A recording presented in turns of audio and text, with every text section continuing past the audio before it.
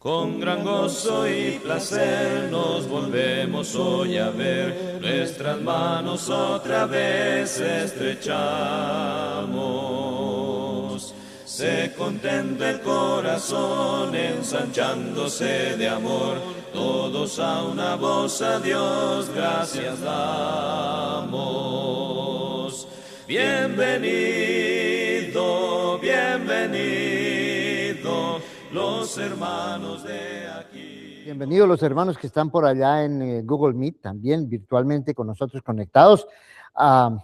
Ayúdenme los que entiendan más o menos inglés y eso, ayúdenme a ver cómo la traducción, cómo se porta la traducción, ¿no? Porque la cosa es ayudar a estos hermanos que no entienden muy bien el español y que pues se pierden en los mensajes, ¿no? Bueno, decía el hermano Cornejo en el primer canto, sendas Dios hará. Acuérdense que la iglesia en el primer siglo se conocía como los del camino, era un camino.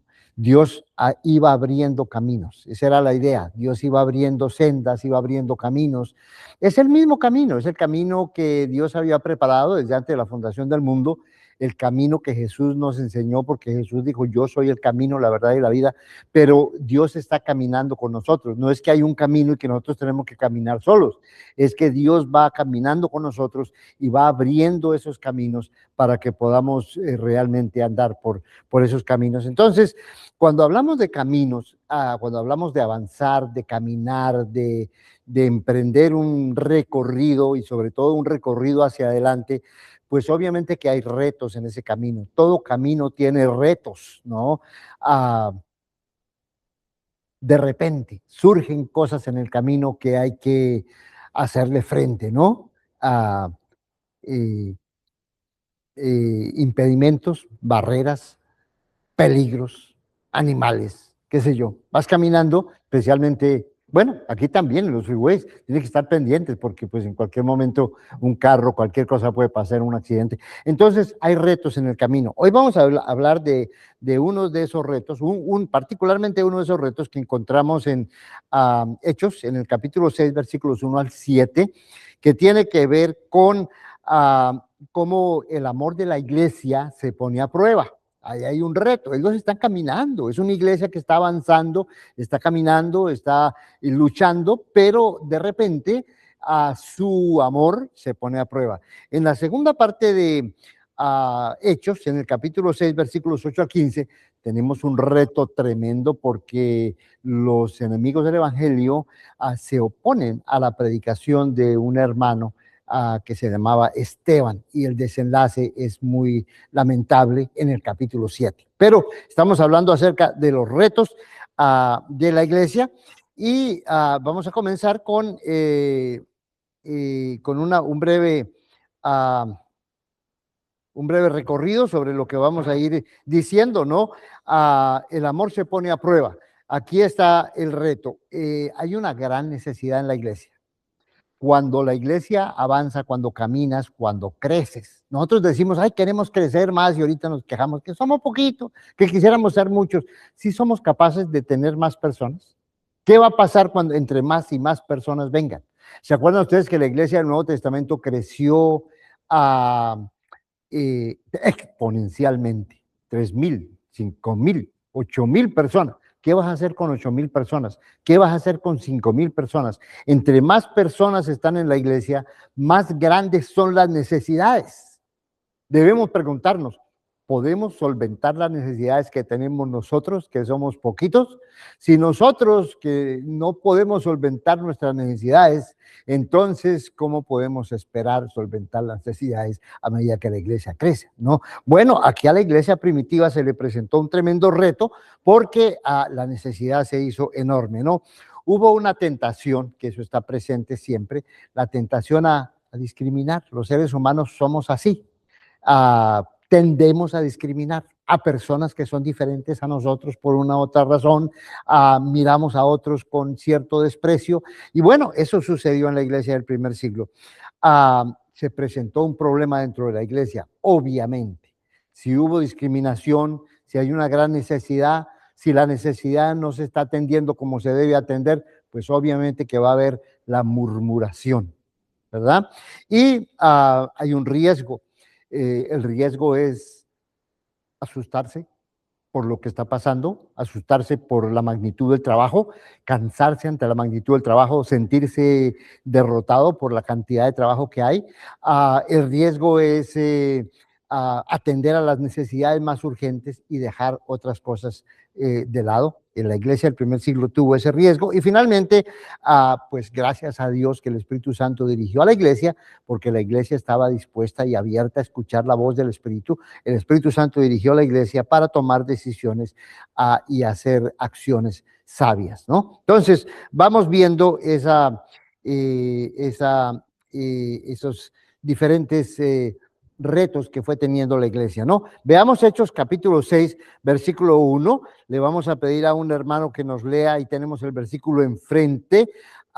Tenemos una imagen atrás que es una imagen alusiva a lo que estaba pasando en la iglesia de Jerusalén, lo mismo que la imagen que teníamos al comienzo. Acuérdense que tenemos que usar micrófono porque hay hermanos en línea que necesitan escuchar lo que ustedes están diciendo si van a leer este texto. También me imagino que vamos a probar a ver si ustedes lo leen con micrófono, vamos a ver si PowerPoint lo traduce. ¿Quién va a leer? ¿Quién quiere? ¿Pueden leer los hermanos allá de Google Meet también, cualquiera que quiera leer? A ver, hermano Pablo, vámonos.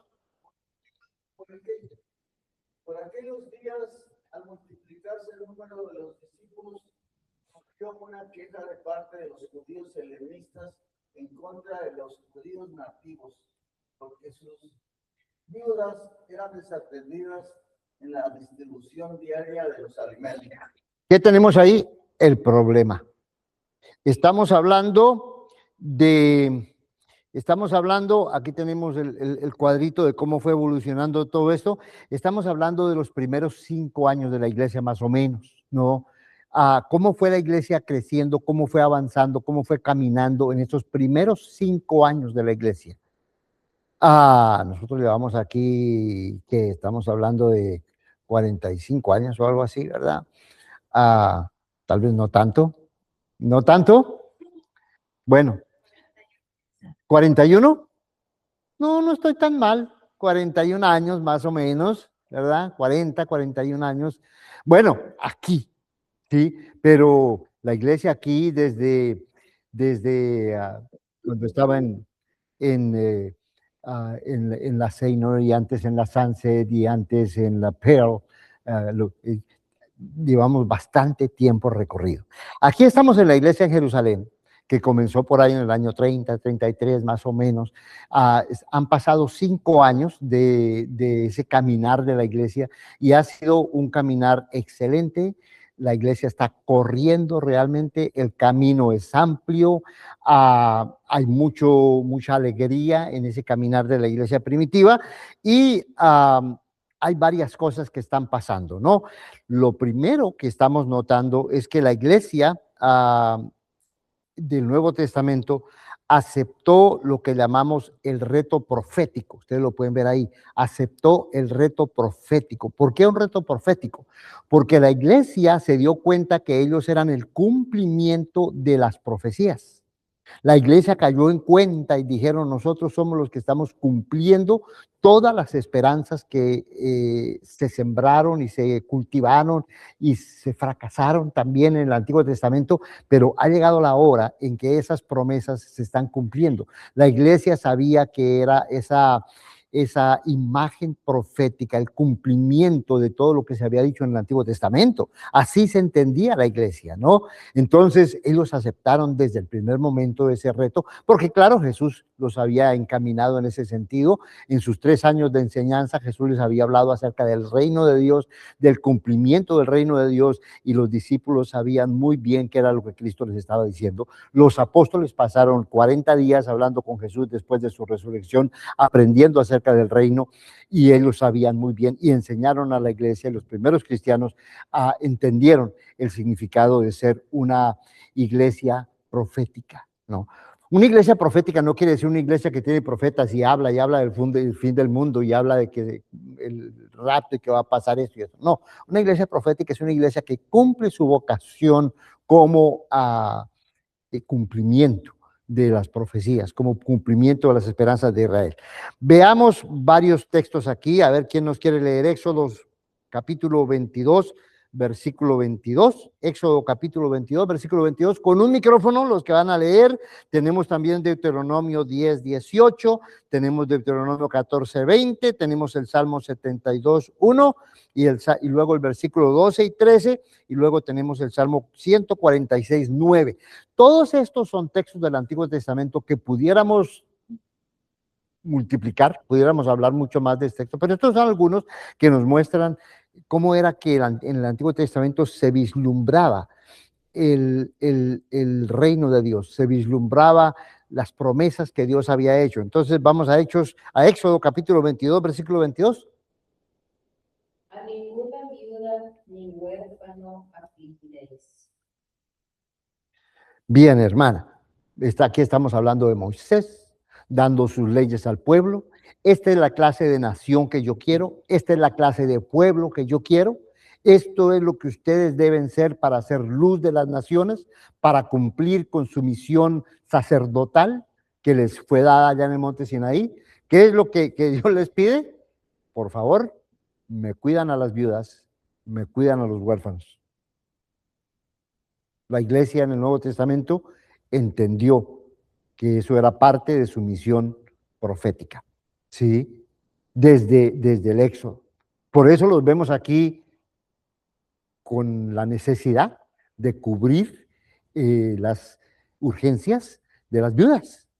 La iglesia del Nuevo Testamento hubiera podido decir, pues cada quien vea a ver, vean a ver qué hace, cada quien se va por su lado y nosotros aquí nos dedicamos a hacer culto y a ¿verdad? Cuidar el edificio y hacer estas cosas y pues las viudas allá. Pero no, es que resulta que la iglesia sabía que ellos eran el cumplimiento de las expectativas de Dios, que Israel no pudo cumplir acertadamente, ¿verdad? Vamos a ver Deuteronomio capítulo 10, versículo 18. Que hace justicia al huérfano y a la viuda, que ama también al extranjero, dándole pan y vestido. Ese es Dios que hace justicia al huérfano. Ese es el carácter de Dios. Dios es el Dios de los israelitas, es el Dios de la nación de Israel y como pueblo de Dios, ellos tienen que entender cuál es el carácter de Dios. Dios es alguien que quiere justicia para el huérfano, para la viuda, para el necesitado, ¿no? El capítulo 14, versículo 29. ¿Quién lo tiene a la mano? Lo leo, hermano. A ver, hermana, por favor, ¿cómo estás? Bien, gracias a Dios. Qué bueno, hermana. Dice, gracias, hermanito. Dice en Deuteronomio 14, 29, y vendrá el levita, que no tiene parte ni heredad contigo, y el extranjero, el huérfano y la viuda que hubiere en tus poblaciones, y comerán y serán saciados, para que Jehová, tu Dios, te bendiga en toda obra que tus manos hicieren. Gracias, hermana, gracias. Fíjense ustedes cómo la ley del Antiguo Testamento era muy explícita y muy clara respecto a lo que Dios esperaba de su pueblo, ¿no? Vendrá el levita, vendrá el extranjero, vendrá la viuda, vendrá el huérfano, vendrá el necesitado y tendrán lo necesario, la expectativa del pueblo, ¿verdad? Veamos el Salmo capítulo 72, versículo 1. Salmo 72, 1. Concede, oh Dios, al rey tu propia justicia y rectitud. Muchísimas gracias, hermano. Aquí el Salmo 72 está hablando del rey, de lo que debe ser un verdadero rey conforme a los planes de Dios, conforme al designio de Dios, ¿verdad? Concédale al rey, ¿verdad? Que pueda cumplir con su misión. Salmo 72 es un salmo dirigido al rey. ¿Cuál es ese rey? Bueno, podría ser Salomón, podría ser otro rey, pero cuando los judíos hablaban de rey, el mensaje estaba dirigido hacia el futuro rey, hacia el rey que habría de venir, el rey por excelencia, el rey que vendría a anunciar el acercamiento del reino de Dios. Ahora veamos el versículo 12 y 13 de ese mismo salmo. pues salvará al pobre que suplica y al necesitado que no tiene quien lo ayude. Tendrá compasión de los humildes y salvará la vida de los pobres. Gracias, hermano. Decimos más claro, no se puede decir. Esa es la expectativa mesiánica. Esa es la expectativa profética para el pueblo de Dios. Salmo 149, 146, 9. Jehová guarda a los extranjeros, al huérfano y a las viudas sostiene, y el camino de los impíos trastorna. Muchas gracias, hermano Rubén. Ahí tenemos la expectativa del reino de Dios, ¿no? Viene Cristo diciendo el reino de Dios se ha cumplido, el reino de Dios se ha acercado, hablando a las parábolas del reino, enseñándole a la gente el reino, los apóstoles, los discípulos aprendiendo el reino. Cuando empezó la iglesia empezó con la noción de que había que cumplir la profecía. Eso es lo que es la iglesia. Somos el cumplimiento de la profecía. Entonces la iglesia, el segundo punto aquí, los hermanos practicaron, la iglesia practicó la esperanza que tenía Israel. Veamos Hechos 2, 44 al 45.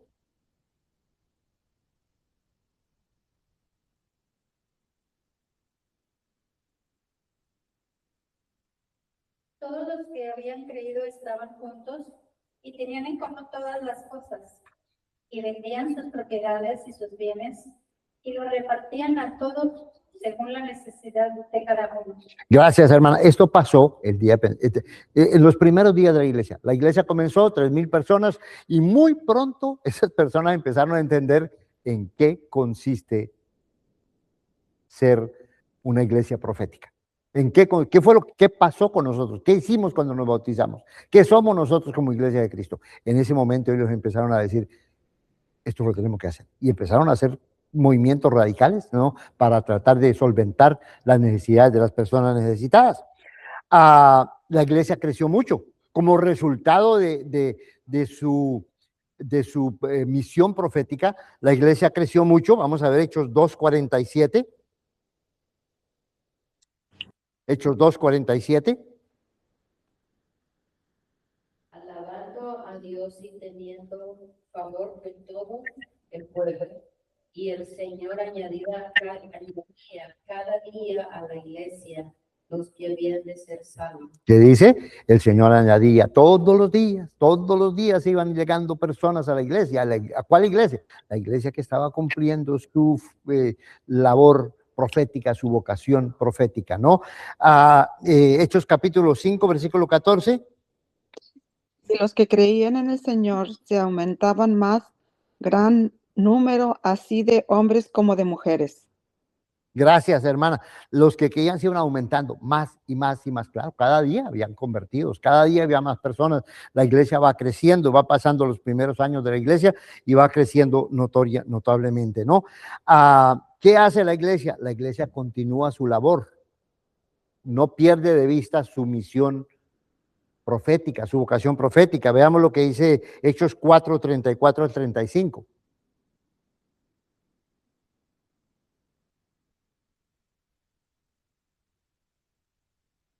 ¿Quién lo tiene a la mano? Hechos 4, 34 al 35.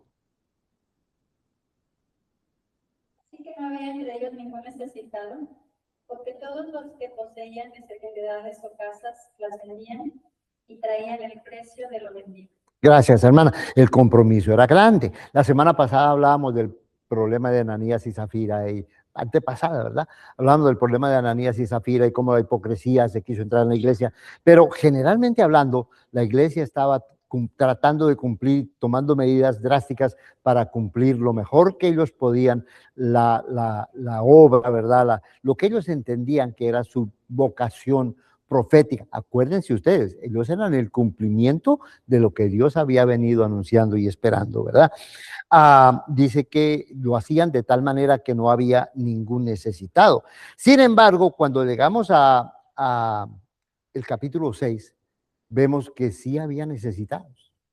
Y vemos que a pesar del esfuerzo que hizo la iglesia, y a pesar de la buena intención y los recursos que lograron acumular, hay hermanas, hay viudas que no están recibiendo lo necesario. Sí, el versículo anterior, el versículo 35, dice que no había entre ellos ningún necesitado, pero aquí en el versículo 6 vemos que iba creciendo más y llegó el momento en que sí hubo algunas personas que no estaban suficientemente atendidas, ¿verdad? ¿Qué había que hacer? Se necesitaba una nueva organización. La iglesia se enfrentó con ese reto y había que hacer algo diferente. No podían seguir haciendo lo mismo, porque entonces no hubieran podido continuar en el camino.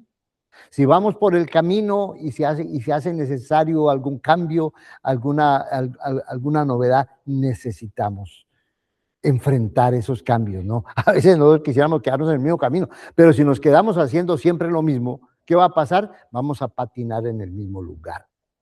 Si vamos a avanzar, vamos a tener que estar dispuestos a hacer cambios, ¿no? Y aquí la iglesia se ve en la necesidad de hacer un cambio, ¿no? Veamos cuál es el problema. Aquí tenemos el problema. ¿Quién lo quiere leer? Versículo 1.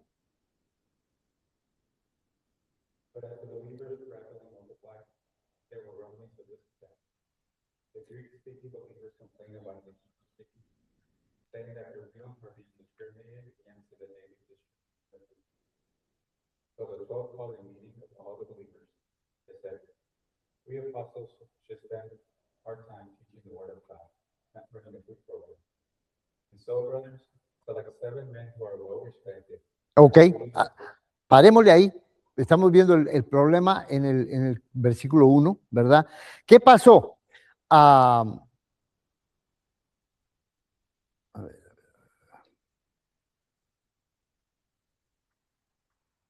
¿Qué pasó? Primero, cumplir la misión profética requiere organización y acción. No viene del cielo. Dios ayuda, tenemos el Espíritu Santo, Dios está con nosotros, pero nosotros tenemos que hacer algo de nuestra parte. ¿Sí? Tenemos que organizarnos, tenemos que tomar acción. No podemos cruzarnos de brazos, no podemos esperar que Dios haga absolutamente todas las cosas, ¿verdad? Segundo, los judíos helenistas. ¿Quiénes eran los judíos helenistas? Estos judíos helenistas eran personas mayores, inmigrantes de la diáspora. Eran personas que habían venido a Jerusalén de los países. Acuérdense ustedes que los judíos habían sido esparcidos por todas partes del mundo conocido en aquel entonces. Y muchas de estas personas, cuando ya llegaban a cierta edad, pues querían volver a su tierra, querían volver a Jerusalén, no solamente por la añoranza de la tierra. Nosotros a veces tenemos la añoranza de la tierra, queremos volver a nuestras tierras. No, los judíos no solamente era la añoranza de la tierra, sino que los judíos tenían aquella idea de que ahí está el templo, ahí está Dios, queremos estar cerca al templo, queremos poder estar cerca de Dios, esa es Jerusalén, la ciudad escogida por Dios. Entonces muchas personas judías mayores dejaban sus países, sus trabajos, ya personas mayores, se venían a Jerusalén y eran inmigrantes. Hablaban principalmente griego, no hablaban con fluidez el idioma nativo, que era más que todo el idioma arameo, y estas eran las personas.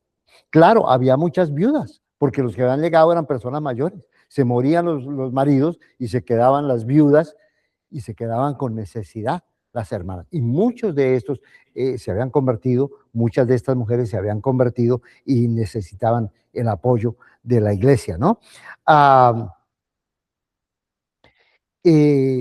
Los judíos nativos, ¿quiénes eran? Pues eran los que ahí habían nacido, eran judíos que hablaban arameo, eran los judíos que se sentían dueños de su tierra. Nosotros nunca nos fuimos, nosotros somos en cierta manera mejores, ¿verdad? Ahora, ¿cómo sucede que las viudas de los judíos extranjeros, las viudas de los extranjeros, eran desatendidas? ¿Sería que los que estaban encargados de la distribución diaria eran principalmente judíos nativos? Seguramente, seguramente ese era el problema. ¿Quién había encargado a estos judíos nativos a atender a las viudas? Pues los apóstoles. ¿Por qué no escogieron otras personas? ¿Por qué solamente los judíos nativos? Yo me imagino que al principio los apóstoles mismos hacían la tarea, pero obviamente que ellos no podían hacer la tarea, era mucho trabajo. Entonces tuvieron que asignar gente, pero seguramente que asignaron las personas más cercanas y más, pues, como más parecidas a él, que eran los judíos nativos. Sí. Pero el resultado, ¿cuál fue? Que las viudas de los griegos quedaron desatendidas, ¿verdad? El problema, ¿es un problema de fe o es simplemente un problema práctico? ¿Qué dirían ustedes? ¿Esto es un problema de fondo o es un problema, bueno, es algo práctico, es algo que no interfiere con la doctrina, no interfiere con la fe, lo podemos dejar pasar? ¿Qué creen ustedes, hermano Pablo? Pues aparentemente parece algo leve. Aquí dice el 3, así que hermanos, dijeron los apóstoles, busquemos entre ustedes 7 hombres de confianza, entendidos y llenos del Espíritu Santo, para que les encarguemos estos trabajos. Y los escogieron a ellos lo mejor según la Escritura, pero siempre tenemos la influencia, esto que estamos viendo, de la cultura. Pero esa ya es la solución. Ya estamos viendo, y tú estás viendo ya el versículo 3, que es la solución al problema. En este momento estamos viendo el problema en sí. ¿Cuál es el problema? Hay varias hermanas que no están recibiendo lo necesario y desafortunadamente son las hermanas inmigrantes de habla griega. Hay recursos, se está repartiendo lo necesario, pero las personas que se están beneficiando más de ese reparto son las mujeres nativas y las extranjeras que hablan griego están recibiendo menos. Ese es el problema. Ahora, ¿por qué están recibiendo menos? Bueno, hay alguna especie de favoritismo tal vez. Se les está dando más a unas que a otras. ¿A quienes están encargados de la repartición? Seguramente que son personas nativas. Ahora, la pregunta que estamos haciendo es que, ¿esta es una cuestión que tiene que ver con la misma teología de la iglesia o con la misma doctrina de la iglesia o es una cuestión secundaria? No es una cuestión secundaria porque acuérdense ustedes que la iglesia es una iglesia profética. La iglesia quiere cumplir lo que Dios espera de ellos. Esto no es simplemente una cuestión de que, bueno, es algo práctico, es algo que ahí se va. De todas maneras estamos reuniéndonos los domingos, de todas maneras estamos tomando la cena del Señor, de todas maneras estamos bautizando a la gente en el nombre del Padre, el Hijo y el Espíritu Santo. Estamos bien. Esta parte pues se nos fue, pero no es tan delicado. No, sí, porque es parte de lo que Dios espera que haga su pueblo, ¿no? Entonces no es simplemente una cuestión de fe. Ahora, digamos, de práctica solamente, ¿no? El versículo 34 del capítulo 4 dice, no había en ellos ningún necesitado. En ese momento, pasaron 2 años, 3 años, qué sé yo, pasó 1 año y el problema se agravó y ya había algunas personas que estaban teniendo necesidades, ¿sí? Ahora, pasemos al siguiente, el riesgo. ¿Qué riesgo hay aquí? Ahora sí leamos el versículo 2. ¿Quién tiene el versículo 2 que lo quiera leer o lo quieren leer de ahí de la pantalla?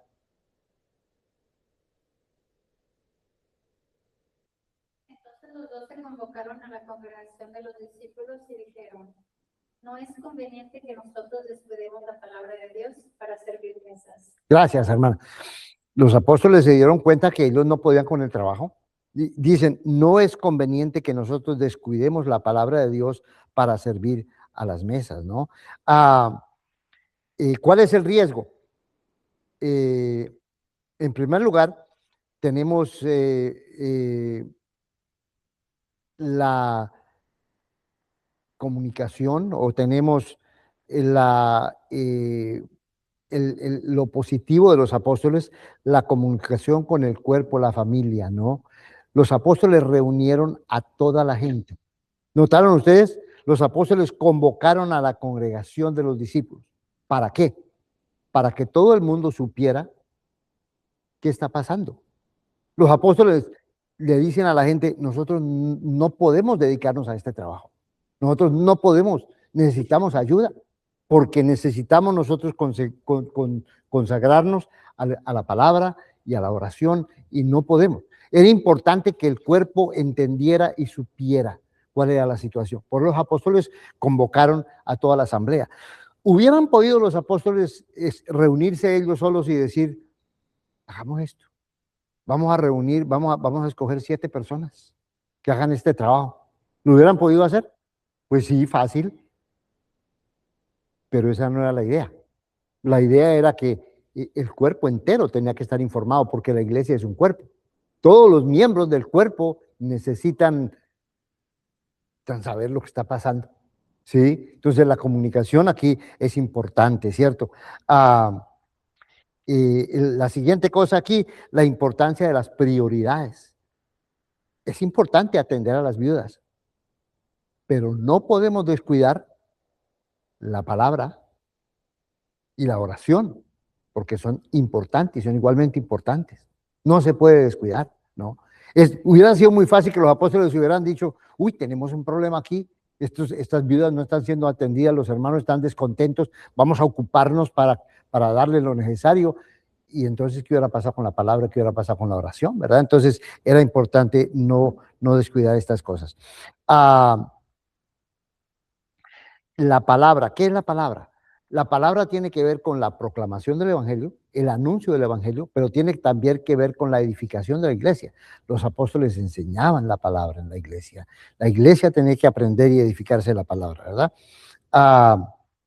Estos son 2 ministerios cruciales: la proclamación y la práctica profética. Esta no es simplemente una benevolencia de la iglesia, no es un programa social adicional, no.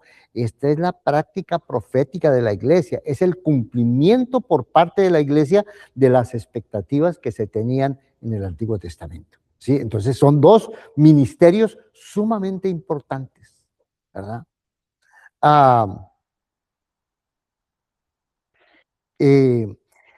La visión de Jesús. Hechos capítulo 1, versículo 1. ¿Qué dice? Hechos 1:1. La hermana Nelly. En el tratado, oh Teófilo, hablé acerca de todas las cosas que Jesús comenzó a hacer y a enseñar. ¿Notaron ustedes algo muy importante? ¿Qué dice acerca de Jesús? ¿Qué hizo Jesús? ¿Cómo? A hacer y enseñar. Son 2 cosas. Jesús no solamente enseñó mucho, era un gran maestro, pero no solamente enseñó. Dice, Lucas comienza su segundo tratado, Hechos, diciendo, en el primer tratado les dije todo lo que Jesús comenzó a hacer y enseñar. Ahora vamos al segundo tratado, vamos a Jesús, el segundo capítulo, Jesús en espíritu, ahora entre la iglesia. ¿Qué se espera? Que enseñe y que haga. ¿Sí? Mateo capítulo 4, versículo 23, habla exactamente de lo mismo. La hermana Nelly va a levantar la mano, creo, por aquí. Sí, hermano, sí, había levantado la mano porque es que antes de que de pronto avance un poquitico y se me pierda el hilo, Sí. es que había una cosa que me pareció supremamente importante, y es el hecho de que cuando se presentaron cuando se presentó el crecimiento de la iglesia, la Biblia no dice que ese crecimiento fue porque lo buscaron, sino que fue una consecuencia de lo que ellos hacían. Sí, ellos no estuvieron buscando crecer como tal, como una tarea, sino que eso fue una consecuencia de cómo ellos vivían ese crecimiento. Y lo otro, lo de los ministerios, que me parece también supremamente importante porque son ministerios necesarios que tienen una estructura sólida y por algo muy específico. Eso era, hermano. Gracias, muy bien, exacto, sí, sí, los primeros cristianos no se reunieron a decir, ¿cómo vamos a hacer crecer esta iglesia? Ellos se reunieron a hacer iglesia. Somos la iglesia, somos el pueblo de Dios, somos el cumplimiento de las expectativas, promesas, esperanzas de Dios, y eso es lo que vamos a hacer. Y el resultado fue que el Señor añadía a la iglesia cada día a los que deben de ser salvos. El Señor sabe y el Señor añade a la iglesia. Pero me parece muy interesante lo que dice la hermana, ¿verdad? Espontáneamente el crecimiento surgió en una forma exponencial. Ahora, ese crecimiento creó problemas, obvio. Si hay crecimiento, hay dificultades y hay problemas. Ahora, ahí está el riesgo, ahí está lo que pasó, ahí está la situación. Ahora, ¿qué es la solución que los apóstoles dan? Vamos a leer el versículo 3 y 4, ahora sí, hermano Pablo, versículos 3 y 4.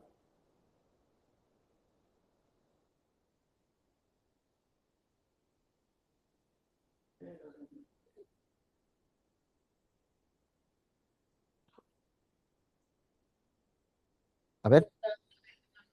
Escojan de entre ustedes 7 hombres de buena reputación, llenos del Espíritu Santo y de sabiduría, a quienes podamos encargar esta tarea. Y nosotros nos entregaremos a la oración y al ministerio de la palabra. Fácil. Se dice fácil, no es tan fácil. No a una solución de lujo, una solución espectacular. Algo había que hacer, se hizo. Pero fíjense ustedes aquí algo muy importante. Los apóstoles reúnen la iglesia y le dan a la iglesia la tarea. Como decíamos antes, los apóstoles se hubieran podido decir, necesitamos gente, necesitamos escoger a alguien. Vamos a reunirnos y vamos a escoger. ¿A quién quieres escoger? ¿A quién quieres tú? Y ellos mismos se hubieran podido escoger. No. Ellos le dejaron la tarea de escoger a la iglesia. Un montón de gente. Esa es una tarea tremenda. Oiga, ¿por qué le dejaron los discípulos, apóstoles, que son inspirados por el Espíritu Santo, escogidos por Cristo, por qué le dejaron semejante tarea a la iglesia? Porque estas son cosas que la iglesia tiene que hacer, ¿sí? Y los apóstoles tienen confianza en que el Espíritu Santo dirige la iglesia. Y dan la iniciativa y le dan la libertad a la iglesia de que escojan estas 7 personas. Sí les dijeron qué es lo que tenían, le dijeron qué cosa, les dijeron los requisitos, ¿verdad? Las cualidades que tenían que tener esas personas. Escojan, hermanos, personas que sean de sabios, personas llenas del Espíritu Santo, de buena reputación y personas a las que podamos encargar este ministerio, esta tarea. Y ya, ustedes escojan. ¿Cómo escogió la iglesia? Pues no sabemos. Hubiera sido bonito que nos hubiera dicho Lucas cómo fue que hicieron toda la congregación, cómo se organizó la iglesia, cuántos se involucraron. 1,000, 2,000 personas en esta selección, quién sabe. La iglesia era grande en aquel entonces, ¿sí? De alguna manera, la iglesia escogió a estos 7 varones. ¿Quiénes? Sí, hermano Pablo. Estoy pensando que esta manera en la que decidieron ellos, guiados por el Espíritu Santo,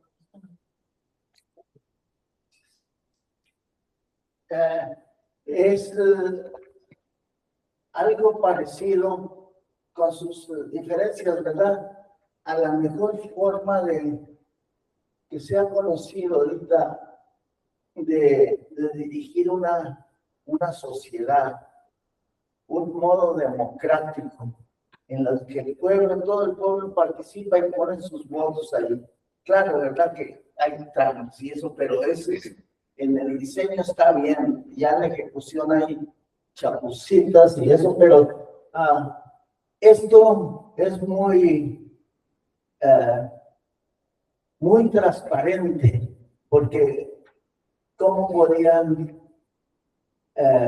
los apóstoles, con toda su inclinación a su cultura, influir si iban a ser todos ellos, toda la iglesia, entonces quedaba más transparente el asunto. Transparente, sí, confiado en la iglesia. No dice aquí que la iglesia, que hicieron una campaña, ¿no? Vamos a ver, ¿quién quiere postularse para esta posición? Y empiezan los hermanos a decir, yo, y hubiera sido un desastre, porque el corazón humano es competitivo, ¿no? Y hubiera habido estos hermanos queriendo competir por el voto de la iglesia. No, la iglesia hizo esto bajo la dirección del Espíritu Santo, no se hizo democráticamente en el sentido de que se escogieron por votación, por elección. Nosotros, lo único que conocemos nosotros es la votación, ¿no? Pero la iglesia del Nuevo Testamento conocía la presencia del Espíritu Santo, la oración, la guía del Espíritu Santo. Y así como los apóstoles se dejaron guiar por el Espíritu Santo, así los apóstoles esperaban que la iglesia se dejara guiar por el Espíritu Santo. Y los hermanos hicieron su trabajo, ¿no? Escogieron a estos hermanos. ¿Quiénes eran estos hermanos? Vamos a llamarlos, vamos a decir que eran líderes para dirigir el ministerio práctico de la vocación profética de la iglesia. Eran líderes para dirigir el ministerio práctico. No era cualquier cosa lo que tenían. La obra que tenían no era, cuidar las viudas, eso, pues, ir a la cocina y servir a las viudas, tarea secundaria. No. Ahí estaba la vocación profética de la iglesia. ¿Sí? Hoy en día nosotros solemos pensar, no, pues ahí estás en el púlpito, es esto, allá que lo que hacemos allá atrás, que lo que no tiene importancia. No, recordemos que todo esto es parte de esa dirección profética, no lo hacemos basados en la esperanza. Ahora, lo que pasa es que a veces nosotros no conocemos mucho del trasfondo profético de la iglesia, y entonces se nos hace que es como cualquier práctica, como cualquier negocio que tengamos, y no apreciamos el valor de estas cosas, ¿no? Algunas personas dicen que estos eran los primeros diáconos. Hechos no habla de los diáconos. Hechos dice que escogieron 7 hermanos ahí, ¿verdad? No dice que son diáconos. Pero si vamos a pensar en los diáconos es lo que hacen. Los diáconos tienen a su cargo la vocación profética de la iglesia. ¿Cuántas veces los diáconos pueden pensar que, no, pues mi tarea es mantener la puerta abierta, mi tarea es cortar el zacate, mi tarea es mantener el edificio limpio, qué sé yo, ¿verdad? No estamos entendiendo qué es lo que hace un líder desde la vocación profética de la iglesia, ¿no? Y necesitamos recuperar esa cuestión. ¿Cuál es el propósito? Pues el propósito es que los apóstoles puedan continuar haciendo su labor, que se dediquen a la predicación de la palabra, a la exposición de la palabra, a la oración, y que la iglesia siga caminando y haciendo su labor, ¿verdad? Vemos entonces la sabiduría de la iglesia. Estas personas las escogió ¿quién? La iglesia, ¿no? ¿Qué dice aquí? ¿Quién nos quiere leer el versículo 5 y 6? Esto tuvo la aprobación de toda la congregación y escogieron a Esteban, un hombre lleno de fe y del Espíritu Santo, y a Felipe, a Prócoro, a Nicanor, a Timón, a Parmenas y a Nicolás, un prosélito de Antioquía. A estos los presentaron ante los apóstoles, y después de orar pusieron sus manos sobre ellos. Gracias, hermana. Vemos aquí la sabiduría de la iglesia, ¿no? Los apóstoles propusieron una solución. ¿Qué hizo la iglesia? Alegar, contradecir, decir, no, pero es que no, es que las viudas están siendo desatendidas, es que así. ¿Hizo la iglesia una discusión sobre el asunto? No, La iglesia escuchó la propuesta y dijo, ve, qué bueno, qué interesante. Les pareció bien a toda la iglesia la propuesta de los apóstoles. Empezando por ahí, ¿no? Tienen ese espíritu. Número uno. Número dos, la iglesia escogió a estas 7 personas. Algo interesante con respecto a estas 7 personas es que todos estos tienen nombres griegos. ¿Qué quiere decir? Que la iglesia entendió, ellos solitos, con la guía del Espíritu Santo, la iglesia entendió cuál era el problema y entendió que para resolver ese problema tenían que escoger hermanos que fueran de la misma, del mismo grupo, si queremos decir. No debe haber grupos en la iglesia, no hay diferencia entre judío, gentil y griego, pero en la realidad y en la práctica a veces hay estas distinciones. Acuérdense ustedes, los que estaban atendiendo las viudas seguramente eran judíos nativos. Bueno, ¿qué hizo la iglesia? Escogió 7 inmigrantes. Ideal. Qué buena jugada, qué buena medida.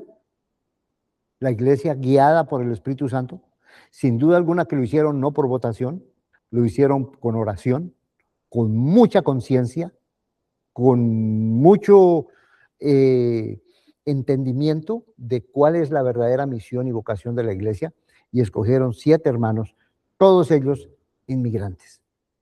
No solamente eso, sino que escogieron un prosélito. ¿Qué es un prosélito? Es un gentil convertido. Este señor Nicolás no era ni siquiera judío. Y estamos hablando de la iglesia en Jerusalén, en los primeros años de la iglesia. Y estos hermanos, guiados por el Espíritu Santo, tienen la visión de incluir entre los 7 líderes un gentil. Sí se había convertido al judaísmo, pero era un gentil, al fin y al cabo. La iglesia se está abriendo a lo que más adelante el Espíritu Santo va a dirigir y va a incorporar más y más gentiles, ¿verdad? Se lo presentaron a los apóstoles. Ahora, interesante que la iglesia aquí no se puso a pelear por estos hermanos, no llegaron a los apóstoles diciendo, bueno, aquí están, ahora los vamos a estar. No, los presentaron a los apóstoles, reconocieron la autoridad de los apóstoles y los apóstoles oraron por ellos, les impusieron las manos. Hermano Consuelo, dígame, hermano.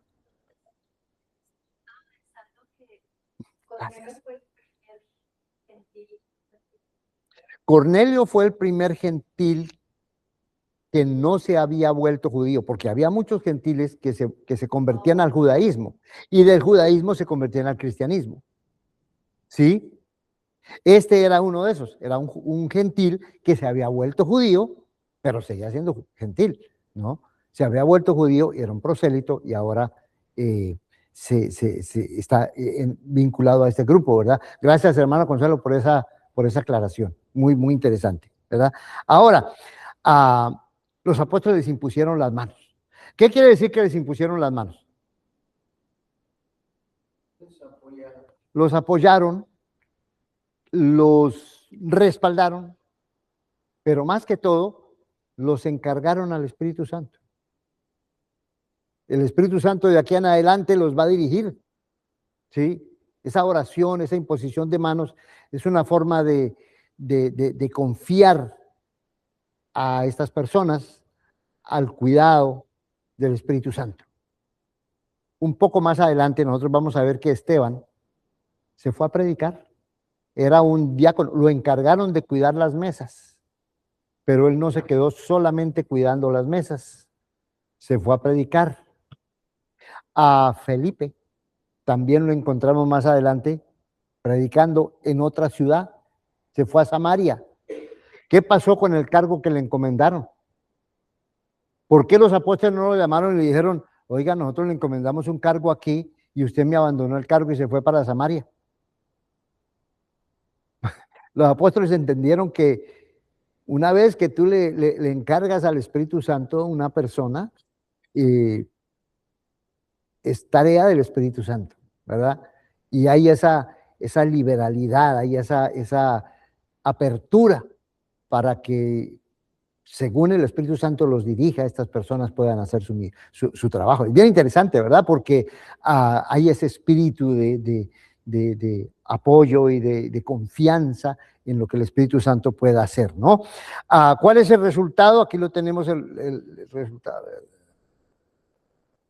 El resultado dice que la palabra de Dios crecía y el número de los discípulos se multiplicaba en gran manera en Jerusalén y muchos de los sacerdotes obedecían a la fe. Es lo que decía Nelly hace un momentico, ¿verdad?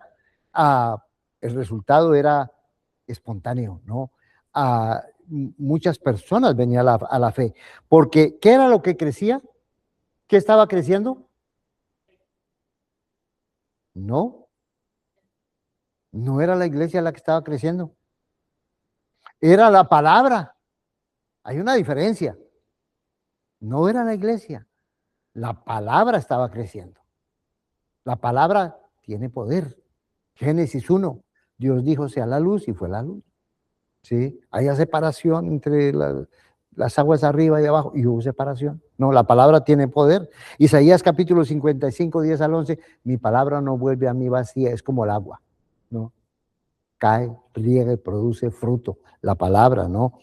Mateo 13, del 1 al 9, 18 al 23, habla de la palabra como una semilla. El sembrador siembra la semilla y la semilla crece. Entonces, ¿qué es lo que está creciendo? La palabra. Ese es el crecimiento espontáneo de que hablaba nuestra hermana Nelly, ¿verdad? La palabra. Rápidamente, vamos a ver qué lecciones aprendemos de esta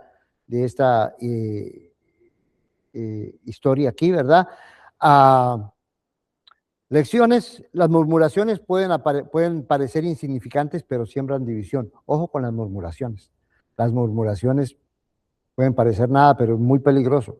Las quejas revelan heridas. ¿Por qué se quejaron? Porque les dolían, no las estaban atendiendo bien, ¿no? Las contiendas, perdón, nos distraen de la misión.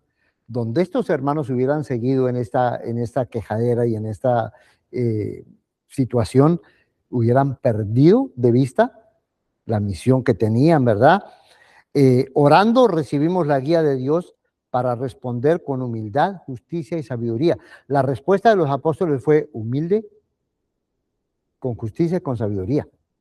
Si los apóstoles hubieran podido decir, no, pues ustedes se quejan por todo, la iglesia está dándonos problemas. No, ellos escucharon completamente, humildemente y con sabiduría respondieron. No, a imponer las manos es poner al siervo bajo la tutela, bajo la guía del Espíritu Santo, ¿no? ¿Cuáles son los peligros? Que nos distraigamos. Las distracciones nos alejan del centro que es Cristo. ¿Cuántas veces en la iglesia nosotros andamos pensando en todo menos en Cristo? En todo menos lo que Cristo quiere hacer. Y nos distraemos por completo, ¿no? Podemos descartar los dones y cualidades de otros. Ahí había 7 hermanos. ¿Por qué no los habían escogido? ¿Por qué no los habían puesto a trabajar? ¿Por qué no estaban haciendo nada? Sus dones, sus talentos habían sido descartados de alguna manera. Los mismos apóstoles lo habían hecho y en la misma iglesia, pero aquí se dieron cuenta, corrigieron el problema, ¿no? Podemos suponer que nuestros recursos e ideas son suficientes. Ya nosotros tenemos un método aquí, los apóstoles ya habían organizado un método para atender a las viudas. Ellos hubieran podido decir, ya tenemos este método aquí, ya es suficiente, no necesitamos más ayuda, no necesitamos que nadie nos dé consejos. Bueno, no podemos suponer que lo que estamos haciendo es suficiente. Podemos perdernos en conversaciones, suposiciones y comparaciones. Pasar horas y horas y días conversando de cosas que no conducen a nada, suponiendo cosas, ¿no? Las viudas se hubieran podido suponer, es porque somos griegas, porque somos inmigrantes, no nos están atendiendo, y se hubieran podido entre ellas mismas dar vuelo, ¿verdad? Con la queja, y no hubiera pasado absolutamente nada, ¿no? Podemos confundir el liderazgo con el control. Los apóstoles no controlaron, dirigieron, pero es muy fácil confundir el liderazgo con el control, ¿no? Señales de la discordia, cuando hay murmuración en grupos, ¿no? Un grupito aquí, otro grupito allá, otro grupito allá, hay murmuraciones, hay discordia. Dejarse llevar por sospechas, ¿sabes? En realidad no has hablado, no has preguntado, la sospecha nomás. Generalizar, es que todos son así, es que todos son aquellos. Competir, no estamos en la iglesia para competir, por eso es que aquí los 7 hermanos no compitieron, no fue una competencia democrática, fue una dirección dada por el Espíritu Santo, ¿no? A sentirse fastidiado y cansado. Yo creo que algunos de estos hermanos estaban cansados de semejante tarea, esas viudas ahí atendiendo, necesitaban el apoyo, ¿no? Una cosa muy triste son las oraciones débiles, ¿no? Seguimos orando, pero ya no oramos con el mismo enfoque, con la misma intensidad, con la misma confianza con que hemos venido orando, ¿verdad? ¿Alguien tenía por aquí la mano, creo, levantada? Otra vez yo. Sí, hermana Nelly. Hermanito, hay Sí. algo que me llama la atención también ahí, es que la iglesia no evitó los problemas, Ujú, ¿cierto? Ellos no dijeron, ay, no, pues no le pongamos cuidado a esa gente que están ujú. molestando, que están casando, que se arreglen ellos. No, ellos no evitaron el problema, sino que lo afrontaron y lo hicieron parte de ese crecimiento que estaban teniendo. O sea, supieron cómo solucionarlo, pero entre todos. Se reunieron, hablaron y buscaron la solución. No evitaron ese problema. Exactamente, hermano. Muy, muy importante eso, ¿cierto? Por último, la respuesta correcta. Tenemos, número 1, escucha con humildad. Si no escuchamos, no sabemos qué está pasando. Oye, escucha. Número 2, discernir con verdad. ¿Qué es realmente lo que está pasando? Vamos a discernir. Número 3, buscar soluciones que sanen, que edifiquen en amor, ¿no? ¿Cómo sanamos las heridas? ¿Cómo edificamos la iglesia? Y finalmente, tomar medidas para restaurar la unidad. Tomar medidas incluye organizarse y tomar acción para que las cosas sean como Dios quiere que sean, ¿verdad? Y aquí tenemos esos 4 sencillos pasos, bueno, que dieron los hermanos en el primer siglo. ¿Alguien le va a levantar la mano por acá? ¿Mano Rubén? Sí, hermano, voy a regresarme un poquito más. Aquí estamos viendo también, ¿verdad?, que la multicultural, que había personas de diferentes culturas y todo, ¿verdad? Siempre puede haber un poquito de problemas con eso, ¿verdad? Y se ve en nuestros días también. Pero gracias a Dios que los apóstoles, llenos del Espíritu Santo, les dijeron cómo arreglar este problema, ¿verdad?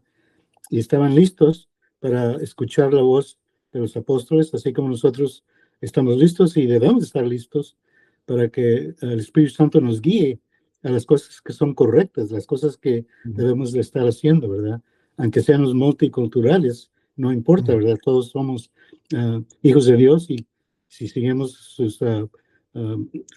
¿cómo se dice? Mandatos, pues vamos a seguir adelante por medio del Espíritu Santo. Gracias, hermano. Gracias, hermano. Muy, muy, muy cierto, porque eso de tener diferencias y todo es muy humano.